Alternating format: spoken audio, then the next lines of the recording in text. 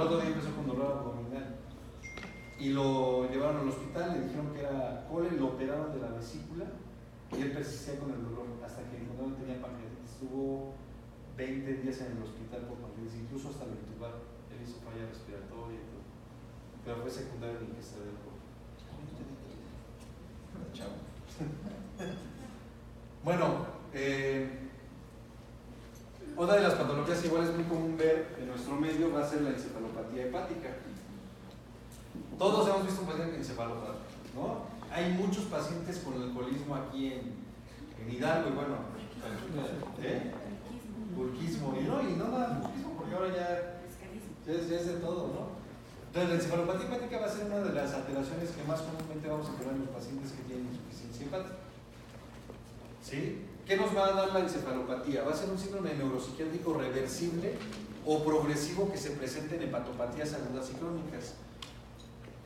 Nos va a dar alteraciones de la conciencia, alteraciones de la conducta, cambios en la personalidad, signos neurológicos y alteraciones encefalográficas. Los pacientes pueden llegar desde adormilados hasta agresivos o en estado de coma. ¿Sí? Puede ser muy variable. 0.5 a 0.9% de la población lo puede presentar y entre 33 y 50% de los pacientes con cirrosis hepática o insuficiencia hepática presentan encefalopatía. La encefalopatía puede ser crónica o puede ser aguda. La crónica es cuando el paciente tiene una baja reserva funcional hepática, por ejemplo un paciente con insuficiencia hepática, y puede ser persistente o espontánea. La espontánea, a lo mejor él está bien ahorita y en la noche empieza a tener la alteración, ¿no? Inicio y final brusco y entre episodios no hay signos de disfunción cognitiva. Pero la persistente tiene manifestaciones graves. Puede haber parkinsonismo, déficit de atención, ataxia, temblor, bradicinesia, rigidez y apraxia. Hay veces que la encefalopatía puede ser recurrente. El paciente puede estar bien hoy, mañana la encefalopatía se quita y en 15 días la vuelve a presentar. ¿Sí? Y eso puede ser espontánea o secundaria al abandono de tratamiento.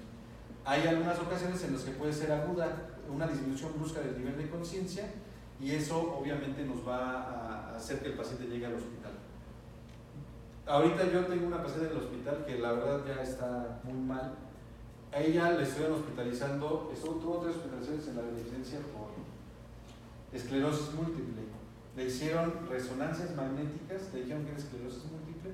Incluso en una de las hospitalizaciones, en la primera hospitalización le pusieron gastrostomía porque le dijeron que ya no iba a volver a comer. Entonces estuvo así un mes y lo que tenía eran encefalopatías. Se le dio de la encefalopatía y empezó a mejorar. ¿Cuál es el problema? Que ella hizo una persistente. A pesar de todo el manejo que tiene de la encefalopatía, ella no recupera. ¿Por qué? Porque tiene un estado de desnutrición tan severo que su cuerpo no le permite que mejore totalmente. Entonces, ¿qué es lo que va a pasar cuando el paciente tiene encefalopatía hepática? Pues obviamente el Helicobacter pylori y otras bacterias que hay dentro del intestino pueden hacer que haya una mayor producción de amonio y eso va a intoxicar al paciente. El amonio es lo que el paciente va a hacer que tenga las manifestaciones clínicas. Puede haber comunicaciones portosistémicas que pueden ser congénitas en algunos niños o en pacientes cirróticos que nos van a derivar en encefalopatía hepática. Entonces, cuando tenemos una insuficiencia hepática, que obviamente va a haber una disfunción del metabolismo hepático, nos va a ocasionar la encefalopatía, pero eso va a ser secundario a que haya una baja reserva funcional, a disminución de la detoxificación del amonio, a las alteraciones clínicas que puede presentar y al incremento de los niveles plasmáticos de amonio. Muy difícilmente cuando llegue el paciente le podemos determinar cuánto tiene de amonio, pero todo esto nos va a derivar a que el paciente presente la encefalopatía. Ahora, va a haber un factor que nunca le ponemos atención en la encefalopatía y es el músculo. ¿Sí? Hay veces, y si se acuerdan, le quitaban todas las proteínas al paciente con insuficiencia hepática. Y ese es el peor error, porque nosotros lo que queremos es que nuestro paciente tenga una buena masa muscular. Un paciente insuficiente hepático con buena masa muscular difícilmente va a presentar encefalopatía. Si nosotros vemos que ya es un paciente que tiene enfermedad hepática, debemos estar vigilando su estado nutricional. ¿Por qué? Porque cuando disminuye la masa muscular, va a disminuir la capacidad de detoxificar el amonio. El amonio se va a eliminar por vía intestinal, pero se va a metabolizar a nivel muscular. Entonces, entre más masa muscular tenga el paciente, mejor va a ser su capacidad para detoxificar el amonio, y la encefalopatía será menos frecuente de que se presente. Entonces, cuando ya tenemos un paciente con encefalopatía, va a haber alteraciones en el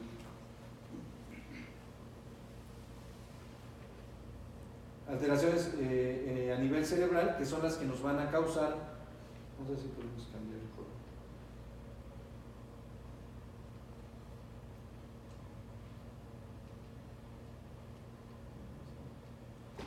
Bueno, va a haber alteraciones a nivel cerebral, que son las que nos van a dar cuáles son las manifestaciones.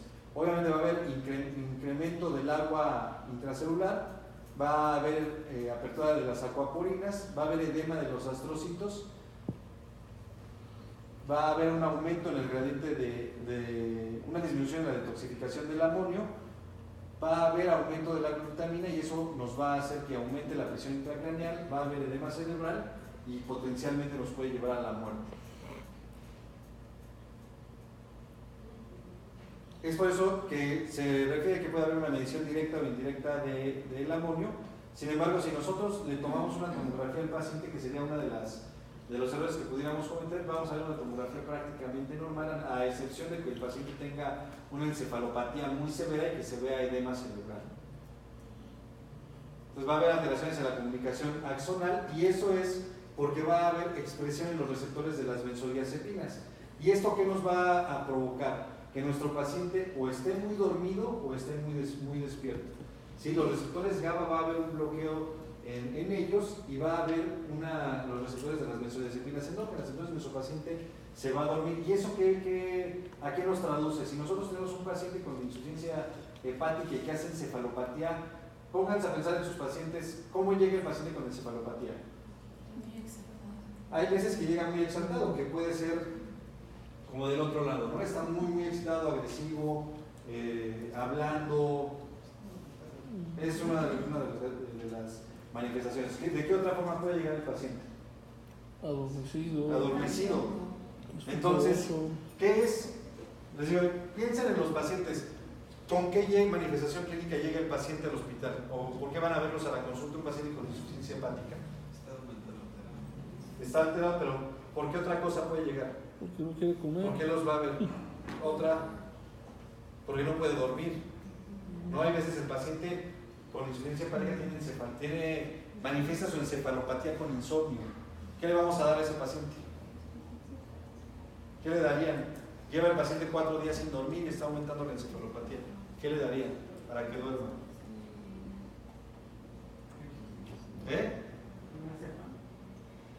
Clonazepam, ¿qué más? ¿Qué le darían? ¿Por qué no le daríamos clonazepam, alprazolam, diazepam? ¿Por qué no? Porque si están aumentados los receptores, el paciente se va a dormir 4 o 5 días. Y como el metabolismo de las benzodiazepinas es hepático, no las va a eliminar y el paciente se va a quedar dormido. Entonces no hay que darles. Sí pasa que llegan con gotitas de clonazepam y a veces el paciente ya lleva 5 días sin despertar, ¿no? Entonces en ellos no hay que darlos porque eso va a estar alterado. ¿Se le puede dar melatonina entonces? Melatonina sería como que lo ideal. Ahorita vamos a decir la melatonina, y en algunas guías refieren la hidroxicina, que es el antihistamínico y como efecto secundario da sueño, ¿no? Entonces en algunas guías sí lo refieren. Entonces, bueno, en la insuficiencia hepática va a haber un incremento y disminución de la perfusión cerebral, va a haber hiperamonemia, va a haber alteración en las señales intracerebrales y síntesis de glutamina, y obviamente va a haber una disminución de la perfusión y del edema cerebral. Hay muchas hipótesis que nos dicen que el paciente va a tener una disminución de la detoxificación del amonio y va a haber hiponatremia, que es normal en el paciente con insuficiencia hepática. Igual, llega el paciente con insuficiencia hepática, tiene 125 de sodio y le quieren estar poniendo hipertón para que recupere sus niveles de sodio. Los pacientes con insuficiencia hepática no se les repone el sodio a menos que sea menor de 120 o que dé alteraciones neurológicas por la hiponatremia. Pueden tenerlo con 125 10 años y no tiene problema, es normal para ellos. Elevación de las citocinas, alteración de los ligandos de los astrocitos, producción del amonio, aumenta el desarrollo de la encefalopatía hepática y la elevación de niveles de amonio no se correlaciona con la gravedad. ¿Qué es esto? El flumazenil, ¿qué es? Es el antagonista de las benzodiazepinas. Entonces, si tenemos un paciente que está muy dormido con la encefalopatía, le pueden poner flumazenil y si despierta es encefalopatía y no hay mayor alteración, ¿no? Va a haber algunos falsos neurotransmisores y decíamos que el efecto benéfico del músculo incrementa la detoxificación del amonio. Entre más masa muscular el paciente tenga, mejor va a hacer su evolución. Y hace rato les decía, el estado nutricional del paciente. ¿Se acuerdan que antes, hasta cuando ponían el diagnóstico en las hojas de ahí de la enfermería, decía CHAN, ¿no? Cirrosis hepática alcohólico nutricional? El estado nutricional es lo que más va a ayudar al paciente. ¿Qué es lo que debemos de hacer? Mejorar, obviamente, la ingesta de alimento en el paciente. Debe de dejar de tomar, eso es definitivo. Sí, les digo, aquí hay mucho alcoholismo en Hidalgo y en medicina más, ¿no? Pero bueno, hay mucho alcoholismo acá. Me han llegado pacientes que llevan 3 meses tomando. ¿Sí? Llegó un paciente que tenía un bar y tenía 3 meses tomando día, noche sin comer. Él cuando llegó con ascitis y se murió como a los 3 meses más o menos. Pero bueno, lo importante es que el paciente deje de tomar. Si no deja de tomar, la evolución va a ser muy mal y el paciente ni siquiera tiene caso que le demos algún otro tipo de tratamiento. Hay algunas teorías que dicen que las dietas ricas en zinc mejoran la evolución de estos pacientes y obviamente su nutrición debe de ser la adecuada, ¿no? Para que el paciente mejore. Entonces, ¿cómo se clasifica la encefalopatía hepática? Va a ser en 4 grados. El grado 1, el paciente puede llegar con euforia o depresión, confusión ligera, habla farfullante, o sea que está hablando mucho, o trastornos del sueño, asterixis. Grado 2, el paciente ya puede llegar con letargo o confusión moderada, aumenta aún más la asterixis. El grado 3, hay gran confusión, habla incoherente, puede estar dormido y solo despierta al habla, es mucho mayor la asterixis. Y en el grado 4 el paciente está en coma. Inicialmente puede responder a estímulos dolorosos e incluso ya la asterixis es menor. ¿Cuáles son los 3 datos clínicos de encefalopatía hepática que le buscamos a un paciente cuando llega a hospitalización? ¿Lo revisan ustedes? No tenemos amonio. En mi vida he visto que le tomen amonio a una encefalopatía en el momento que llega al hospital. Entonces, ¿qué lo revisan ustedes? ¿Cuáles son los 3 datos clínicos de la encefalopatía hepática? La asterixis. Uno es la asterixis. Y el paciente le dicen que estire las manos, el paciente está temblando. El segundo, no. Otro, que le revisan. Yo llego y le reviso. Porque ella le puede decir, a ver, estira tus manos. Y ya los estira y tiene asterixis. Ya, ¿qué otro? La rueda dentada, ¿no? Entonces le hacen al paciente y al momento en el que baja se siente como tiene resistencia, ¿no? Y es algo involuntario. Se siente como un engrane, como si fuera un engrane en su articulación. ¿Y cuál es el tercero? Su aliento. No, otro no. Bueno, la aliento, fíjate que es un factor para pensar que el paciente se va a morir. ¿El tercero cuál es? La asterixis, rueda dentada. Y el tercero, ¿qué es el flapping? El flapping es yo le agarro la mano al paciente, la pone flojita y yo la hago hacia atrás y la dejo caer. Por ejemplo, la dejo caer, normalmente tendría que caer de golpe, ¿no? Y el paciente con insuficiencia hepática va cayendo hacia abajo. Eso se llama flapping. Entonces son los 3 datos clínicos de la encefalopatía: asterixis, rueda dentada y flapping. ¿Esa es la escala de Westhaven? No, la de Westhaven es para ver las características clínicas y ver el pronóstico del paciente. Ya realmente ya no se utiliza tanto, ya se utiliza más la clasificación nada más de las 3. Incluso la de Westhaven te dice las características clínicas de acuerdo a los grados así. Pero las 3, estos son nada más los clínicos, lo que ustedes le van a encontrar. Ahora, si le hacen Babinski al paciente, ¿cómo va a ser el Babinski? Positivo. Positivo, pero digo, no es lo mismo un EBC que una encefalopatía. Y el EBC está positivo. ¿Cuál es la diferencia del Babinski en un paciente con encefalopatía hepática y a uno por una alteración neurológica? Que las alteraciones metabólicas van a ser Babinski bilateral, ¿sí? Y las alteraciones neurológicas hacen Babinski bilateral. Entonces, eso es una característica. Con frecuencia existe edema cerebral, como ya habíamos dicho, alteraciones de la atención y estado mental pueden evolucionar a trastornos de la memoria, confusión, estupor y coma. No existe ninguna alteración específica de las pruebas de funcionamiento hepático y ustedes pueden hacerle, cuando un paciente tiene cirrosis, digamos que él hizo insuficiencia hepática hoy, ¿no? Hizo una insuficiencia hepática aguda. ¿Cómo van a ser sus pruebas de funcionamiento hepático? Es agudo, le pusieron 8 gramos de paracetamol en un bol. ¿Cómo van a estar? Muy alteradas, ¿no? Todo va a ser extremadamente elevado. Pero él es un cirrótico de hace 4 o 5 años. Si le hacen las pruebas de funcionamiento hepático van a estar normales, porque su hígado ya no es capaz de elevarlas.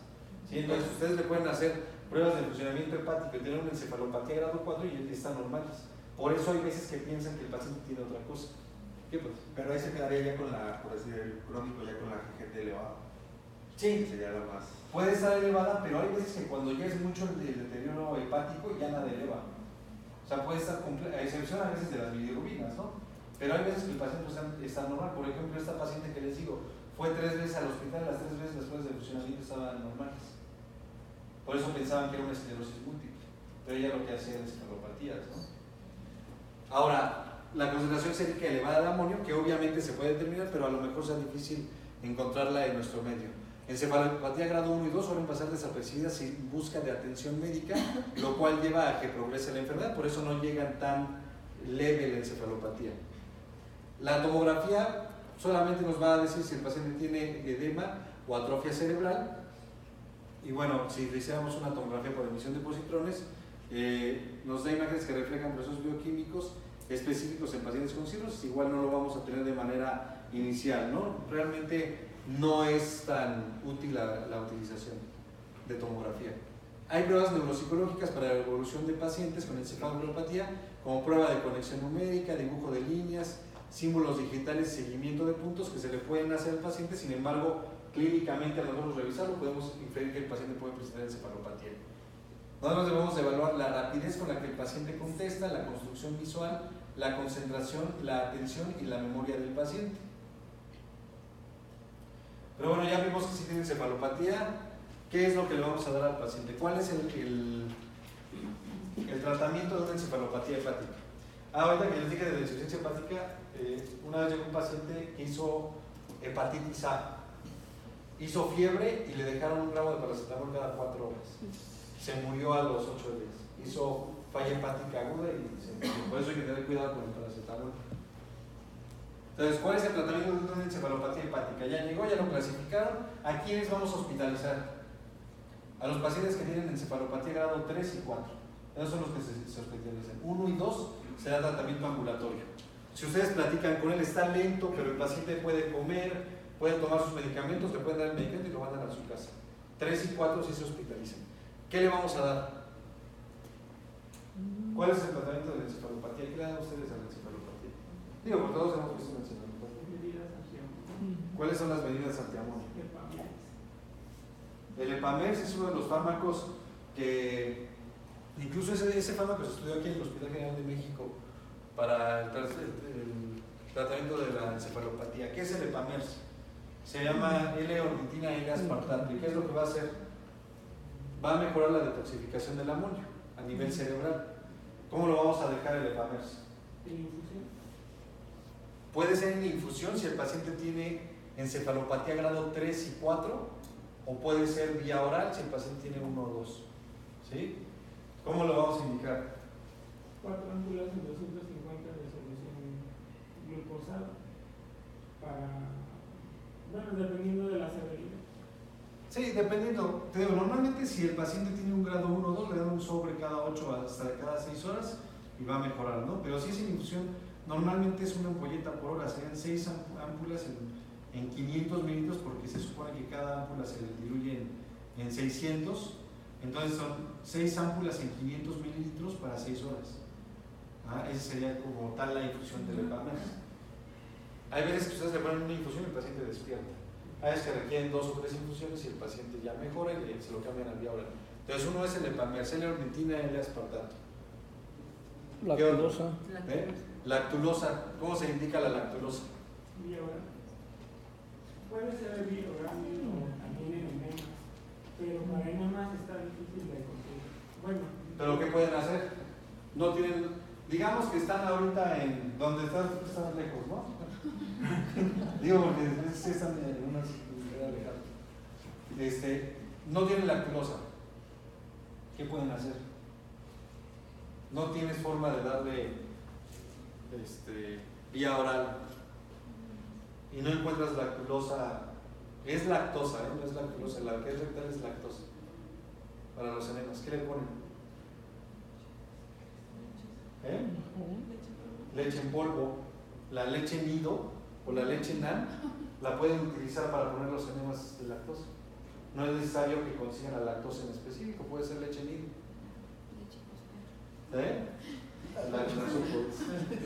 No, pero la leche no la pueden utilizar. Pero bueno, la lactulosa, que es el medicamento, es un disacárido no absorbible. ¿Y cuánto se le va a dar? ¿Cuál es la dosis de la lactulosa?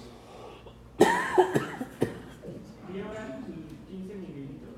Puede ser desde 10 hasta 30 mililitros cada 8 horas. Eso depende de cómo evacúe el paciente, porque a lo mejor a ti te dan 30 mililitros y te da diarrea así. Y a ella le dan 30 y no hace igual.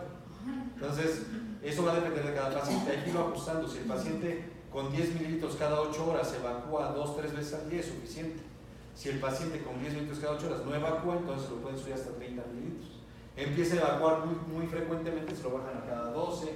Hay que irlo ajustando. Incluso hay que enseñarle al familiar del paciente que si el paciente tiene diarrea, le bajan la dosis. Si no ha evacuado, le aumentan la dosis. Es muy noble la lactulosa, entonces no va a haber un efecto secundario. ¿Qué pasa?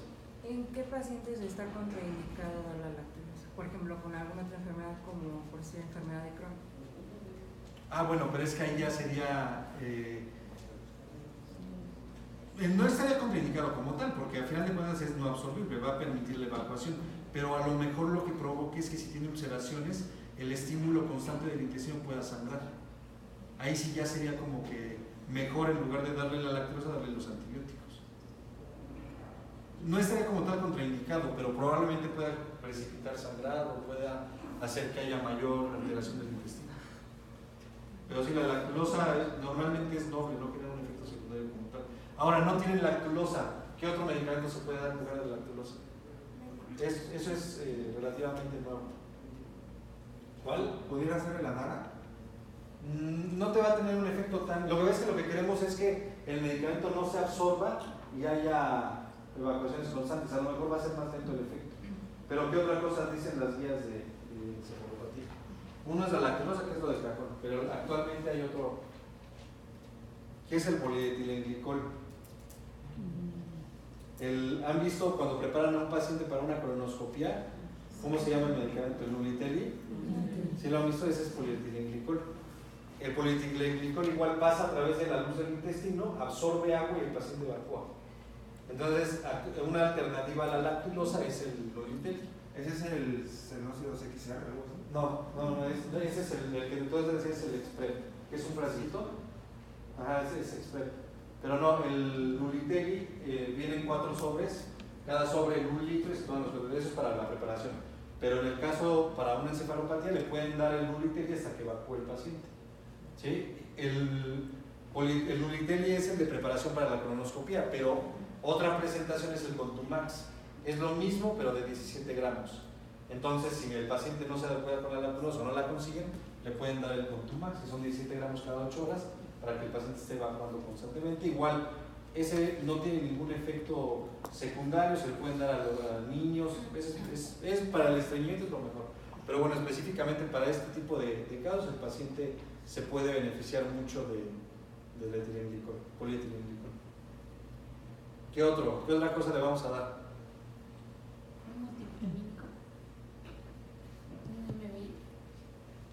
Pues a lo mejor le puedo dar, pero ¿qué es lo que quisiera? Ahorita específicamente para la encefalopatía. Ya dijimos, uno es Epamers, otro lactulosa. ¿Qué más? Neomicina. Neomicina o qué más? ¿Qué otra cosa? Metronidazol. Neomicina, metronidazol, y actualmente lo que se usa es la rifaximina. El nombre comercial es Arfla, ARFLA, de 550 miligramos, se da cada 12 horas. Ajá, el Arfla. Arfla es rifaximina. 550 miligramos. Hay de 200 miligramos, pero la que vamos a dar acá es de 250. Es de 550. ¿Cuánto de cada uno? Una cada 12 horas. Yo he visto mejor evolución con el Altra y realmente tiene poco tiempo que incluso la utilicé. Y la verdad es que les va mejor, recuperan más rápido. Ahora, no tienen Alfla porque igual y es más caro, su paciente no la puede comprar. ¿Qué le vamos a dar? Metronidazol. ¿Cuánto se le da de metronidazol? 500 mililitros. ¿500 qué? 500 miligramos. ¿Cada cuánto? Cada 8 horas. Pero vía oral. De acuerdo a la guía, el metronidazol se da vía oral, 250 miligramos, vía oral cada 12 horas. De acuerdo a la guía.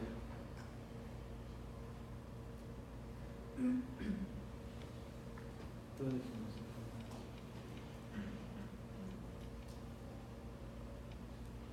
Tomers, es lactulosa.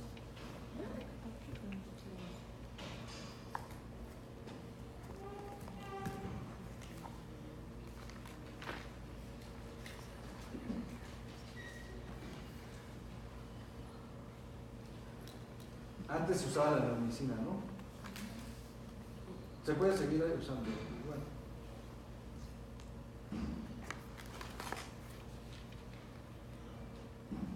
Luego antibióticos.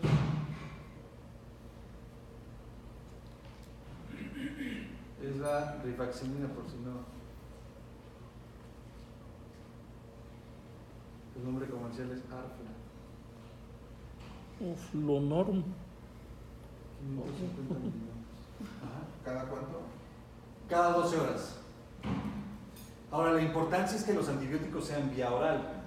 Si el paciente está hospitalizado y le ponen IV, probablemente ayude, pero va a ser más lento. Todo debe ser vía oral para evitar la producción de bacterias a nivel intestinal y que el paciente revierta más rápidamente.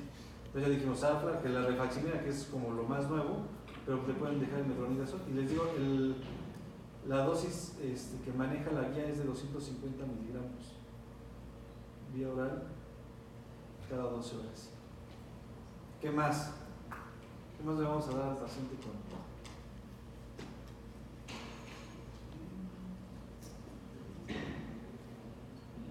¿Qué más? Los enemas con lactosa. Pueden ser los enemas, que si ya le estás dando esto, no es necesario. Yo honestamente, yo estoy en contra de los enemas. ¿Por qué? Porque es la ciudad del paciente, es cómodo para el paciente. La verdad, si le pueden dar esto, es mejor hacer enemas. Yo, la verdad es que nunca le indico un enema a un paciente. Pero bueno, puede ser el enema. Ya dijimos que hasta con leche nido, ¿no? ¿Qué más? ¿Qué cantidad de leche? Se supone que lo que refieren que con 250 miligramos de leche nido se diluye en 1 litro de solución o de agua inyectable y es lo que se le pasa en el alimento.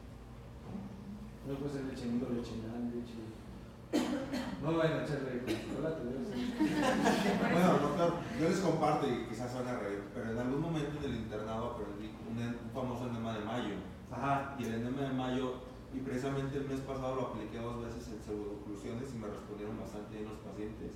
Es leche, le puse medio litro, leche entera, pero es con miel. Ajá. Entonces leche con miel y me respondieron bastante bien. Puede ser, ¿y por qué funcionaría? ¿Qué ayudaría? ¿Cuál sería como el efecto? ¿Eh? ¿Cuál? Uno puede ser por lubricación, pero ¿por qué con la miel? Porque la miel tiene un efecto osmótico. Entonces la miel va a jalar agua. Sería lo mismo, o bueno, tendría el mismo efecto que ponerle la lactosa. O sea, lo que hacen es que jalan agua y el paciente puede evacuar. Pero sí, o sea, cuando no tenemos a lo mejor el medicamento, es una opción, también puede ser. O sea, ese sería como el fundamento, ¿no? Ahora, en cuanto a la nutrición del paciente, hay un complemento para los pacientes hepatópatas que se llama Enterex. Antes se llamaba Enterex hepática, ahora es Enterex HPT.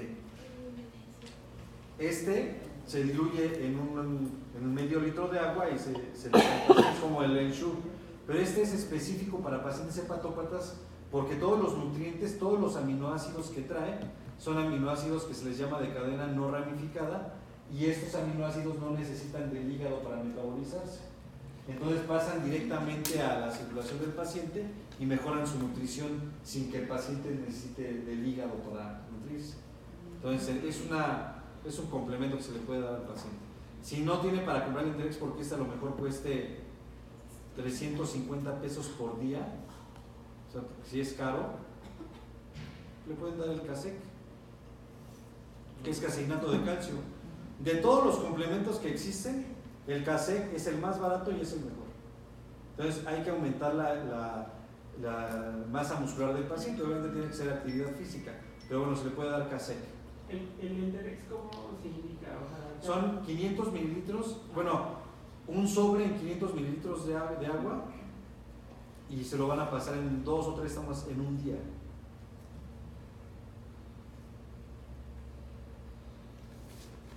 Pueden dividirlo 2 o 3 tomas en un día, pero esto toman durante 3 días. Pero el problema es que es caro, ¿no?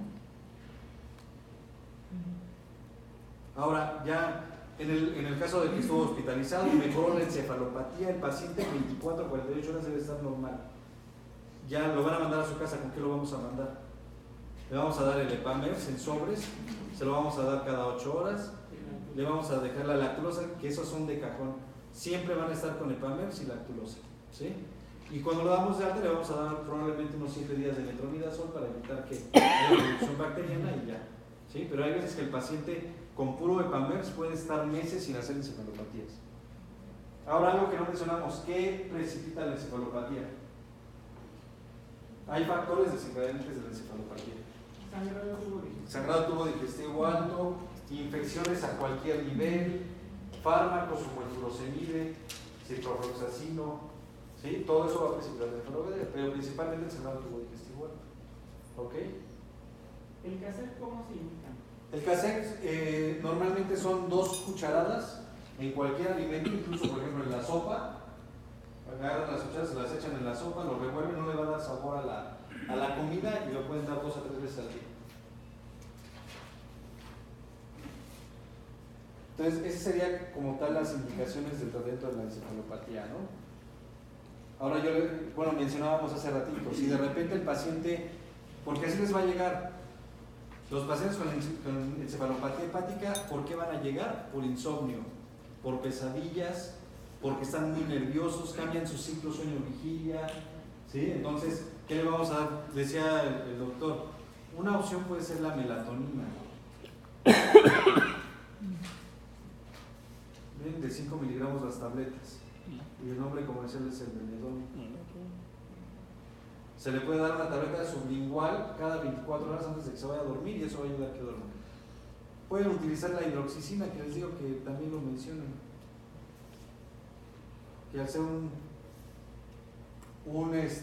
antihistamínico va a ocasionar sueño, entonces como efecto secundario se le puede dar, ¿no? Ahora, llega el paciente porque está con agitación, está con encefalopatía, pero está muy agitado, se quiere arrancar todo. ¿Qué le vamos a poner para calmar? Ya dijimos, no le vamos a poner diazepam, no le vamos a poner nada de eso porque lo va a dormir días, ¿no? ¿Cuál es la alternativa? El aldol. Puedes dejar la olanzapina, pero a lo mejor sea más difícil conseguir. Pero le puedes dejar el aldol. El aldol es mejor el aldol en vía oral.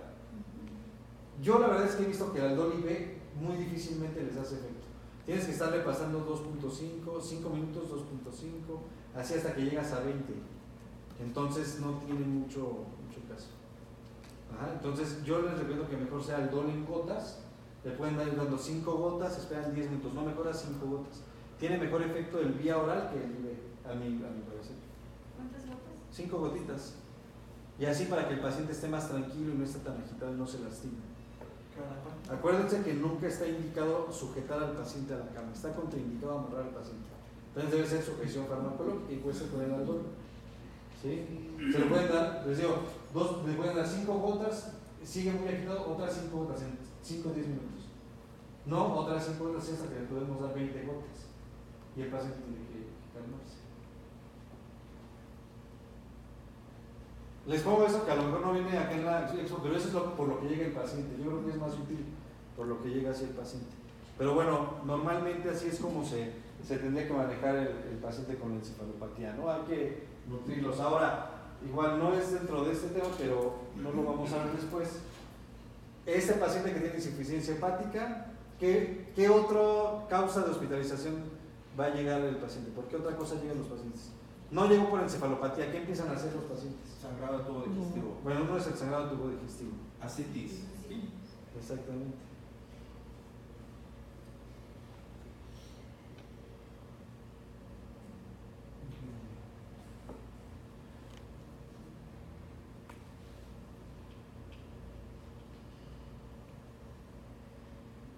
¿Cuál es el tratamiento de la ascitis? Les digo, esto no voy a comentar en el tema, pero bueno, yo creo que es importante porque eso es por lo que más van a ver. Ascitis. Albúmina. Pero en el hospital, les digo, de manera, va a llegar su paciente, está gordito, pero todavía no está para funcionar. ¿A quiénes vamos a funcionar? Solamente a quienes estén en atención o que tengan disminución de la función respiratoria. Pero bueno, le vamos a dar fármacos. Diurético. ¿Qué diuréticos? Lácid, furosemida. No. Espirolactona.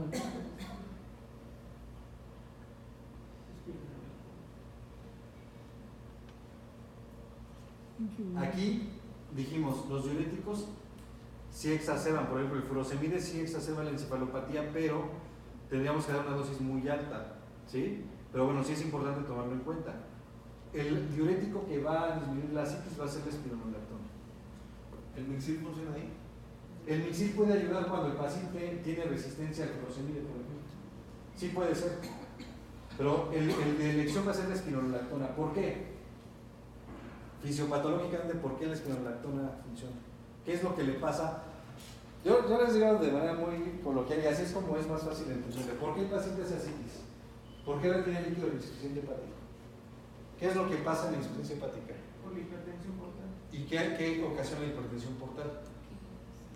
El cuerpo, ¿qué es lo que piensa con la hipertensión portal? Al tener hipertensión portal, ¿qué es lo que hace el cuerpo? El cuerpo detecta que el paciente está hipovolémico. ¿Por qué? Porque disminuye la perfusión a nivel esplácnico. Entonces el cuerpo piensa que tiene hipovolemia. ¿Y eso qué ocasiona? Mayor vasoconstricción a nivel renal, reabsorción de líquido y el paciente comienza a retener el líquido. Eso es lo que le pasa al paciente, ¿sí? Pero no está hipovolémico. Por eso cuando llega el paciente no hay que ponerle agua, porque el paciente, si viéramos todo el agua que tiene a nivel del tercer espacio, va a tener 5 o 6 litros. Entonces empieza a jugar porque disminuye la presión osmótica por la albúmina, ¿sí? Empieza a disminuir por el estado nutricional. Entonces el paciente piensa el cuerpo que está hipovolémico. Entonces la espironolactona, ¿qué es lo que va a hacer? ¿Qué va a bloquear? Esa reabsorción del líquido. Va a bloquear a nivel de la circulación esplácnica el estímulo o de la reabsorción del líquido del paciente. Entonces el furosemide solamente va a hacer que el paciente saque agua, pero la espironolactona va a bloquear toda esa reabsorción del líquido. Por eso a lo mejor ustedes le dan el furosemide, le pueden dar 100 cada 8 horas y el paciente no se le va a bajar la ascitis, nunca. Entonces lo que no le vamos a subir va a ser el furo. Pero si ustedes le dan espiro, el paciente va a reducir la ascitis y les puedo asegurar, puede llegar para que lo funcione. Pero si la cruzan el nivel de diurético, el paciente jamás va a volver a requerir de funciones. El paciente que se funciona es porque no está bien el diurético, ¿no? ¿Qué pasa? Se me olvidó cómo se llama el medicamento, pero lo he utilizado y los pacientes me responden bien y me aguantan un poquito a la función. ¿Pero cuál? Puro con espironolactona. Ah, sí, el acilactón. La acilactón. Sí, pero ahí lo que actúa es la espironolactona. ¿Cuánto de espiro? ¿Cuál es la dosis del espiro? 50. ¿Cada cuánto? Cada 2 La dosis va de 50 miligramos, incluso desde 25.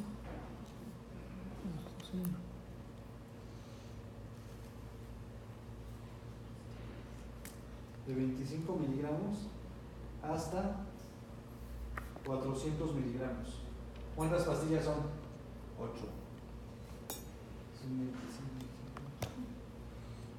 No, más, ¿no?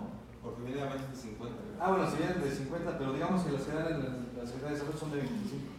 16. Entonces son 16 pastillas al día. No, no hay que tenerle miedo a la dosis. O sea, la dosis máxima es 400 miligramos. Ahora, yo siempre igual les digo, esto ya es a consideración personal. Yo les digo, dénselas a las 8 de la mañana y a las 16 de la tarde. A las 4 de la tarde. ¿Por qué? Porque así el paciente, si ustedes se la dan 8 de la noche, el paciente se la va a pasar en el baño y si de por sí no duerme, va a estar toda la noche despierto. Entonces, a las 8 y a las 16. Y le pueden empezar 25 y 25. ¿No mejora? Ah, bueno, entonces le vamos a subir 50 y 50. ¿Sí? Así hasta que a lo mejor le van a dar 200 en la mañana y 200 en la tarde. Pero la espironolactona nunca la vamos a dar sola. ¿Por qué? Porque va a elevar el potasio y tiene algunos otros efectos. Siempre hay que acompañarla de furosemida. Entonces a lo mejor le damos espironolactona 200 y 200, pero de furo le damos 20 y 20, nada más. Si aumenta la ascitis, le vamos a aumentar la espiro, no el furo. ¿Sí? El furo sí le podemos subir a lo mejor 40 cada 12, pero porque el paciente empieza a presentar más edema. Pero lo que realmente va a tener efecto es la espironolactona. Las dosis de furo pueden ser hasta 120 miligramos al día, pero les digo, lo que hay que modificar es esta. Si esta la modifica, el paciente no va a volver a necesitar de que lo piquen, va a mejorar la ascitis. ¿Okay? Y lo que dice el doctor la Silacton, ¿por qué funciona? Pues porque trae los dos puntos, pero es más caro, es bien caro. Yo a todos mis pacientes les doy genérico, absolutamente a todos. Yo nunca pongo un nombre de paciente. ¿Por qué? Porque el paciente no tiene para comprar. ¿Cuánto cuesta un Silacton? 300 pesos, 16 cápsulas. ¿Y la otra cuánto cuesta? 20. Pues sí, es lógico pensar. Entonces, bueno, eso es nada más como que, porque es muy común que llegue, ¿no? No sé si quieren comentar algo o decir, ¿qué pasó? La albúmina. La albúmina. ¿Cómo se ¿A quiénes les vamos a dar albúmina al paciente? Pero ellos siempre van a tener hipoalbuminemia, ¿no? Ellos siempre tienen hipoalbuminemia, ¿no? Sí. Ajá.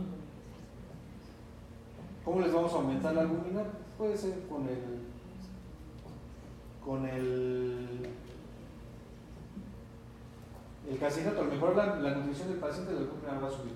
Pero bueno, en la albúmina intravenosa se la vamos a poner si nuestro paciente ingresa al hospital y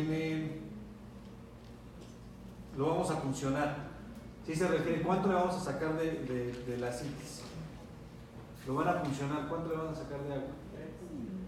Normalmente entre 4 hasta 5 litros máximo, ¿sí? Más de 5. Si nosotros le sacamos entre 4 y 5 no hay problema, pero si ustedes le sacan más de 5 litros sí se recomienda que le pasen un frasco de albúmina, porque si no, ¿qué va a pasar? Se va a descompensar el paciente y va a hacer falla renal, va a hacer más encefalopatía, o sea, las punciones son malas, hay que evitarlas a toda cosa. Entonces, si le sacan más de 5 litros hay que pasarle un frasco de albúmina. Se lo pasan normalmente para 4 horas o para 2 horas. Ajá. Porque hay veces, si nosotros se lo pasamos de golpe, el paciente puede jalar tanta agua que hace edema pulmonar. Entonces hay que pasarlo despacio. Si es un paciente hospitalizado que tiene insuficiencia hepática, el frasco de albúmina se lo pueden pasar para cada 24 horas o hasta cada 12 horas si tiene a lo mejor menos de 2 de albúmina. Si tiene más de 2, 2.5, le pueden pasar un frasco al día, es suficiente. El pasarle un frasco de albúmina cada 8 horas es muy caro y no tiene mayor efecto. Le pueden pasar uno y uno es suficiente. Ahora la albúmina no les va a subir la albúmina sérica, ¿no? Necesitan pasar más de un mes con albúmina intravenosa para que suba la albúmina sérica. Eso solamente es para meter la presión osmótica, ¿no? Y también se puede utilizar el plasma fresco con. No, pues no, a menos que estuviera sangrando. Porque incluso ahora ya salió un estudio que dice que el plasma fresco congelado aumenta la mortalidad de los pacientes y no se tiene que transfundir ya. Apenas vamos a bajar los resultados, pero se supone que ya está contraindicado. Para la restitución de líquido de ascitis. Pues nada más le pasan, o sea, no le vas a Si le sacas, ok. Ajá, sí, ya. Si le sacas 4 litros, lo puedes mandar a su casa sin ningún problema. Ya ve que bueno. Que les pasaron luego resolución o la lúmina. O sea, si ustedes quieren ponerle volumen al paciente, le pueden pasar un frasco de lúmina después de la paracentesis, pero si le sacan menos de 4 litros, no es necesario. Y con 4 litros es suficiente solamente para que no tenga tanta dificultad para la respiración. Sí, no hay que reponerle. Normalmente el paciente es ambulatorio, llega, lo funcionan y lo mandan a su casa. Se viene y lo mandan a su casa. Había un paciente que nosotros teníamos que hacía ascensis y llegaba cada mes. Y ya él sabía, ahora píquenme aquí. No, ahora píquenme. Ya él sabía, ya él llegaba. Él era, él muchas veces, él decía, no me pueden dar a mí la aguja y yo ya aprendí, yo me lo saco en mi casa. No, obviamente no, ¿verdad? Pues es peligroso. Pero bueno, no sé si quieren comentar algo más. Les digo, esto es como extra, pero hay veces que yo creo que es más útil porque esto es por lo que les van a llegar los pacientes. Sí. ¿No? ¿Qué más? Les digo, estos llegan todos los días. Pachuca toma mucho. Doctor, por ser en el manejo ya ambulatorio, el paciente esté controlado, ¿le dejas con un sobre suficiente de Pamela? Sí, eso va a depender mucho de cada paciente, pero normalmente se hace cada 12 horas. Y lo puedes ir evaluando, porque a lo mejor uno cada 12 horas, si el paciente está bien, le puedes bajar uno cada 24, y si así permanece, se le puede sacar. Le puedes dejar uno cada, puede ser el de mantenimiento, puede ser el de Pamlers. Es uno cada 12, hasta uno cada 8. Y la lactulosa pues también depende de cuánto evacúen. ¿Sí? Pueden ser 10 mililitros cada 8. Yo he tenido pacientes hasta con 30 mililitros cada 8. Y con eso con trabajo se evacúan. Les digo, el otro se llama Contumax.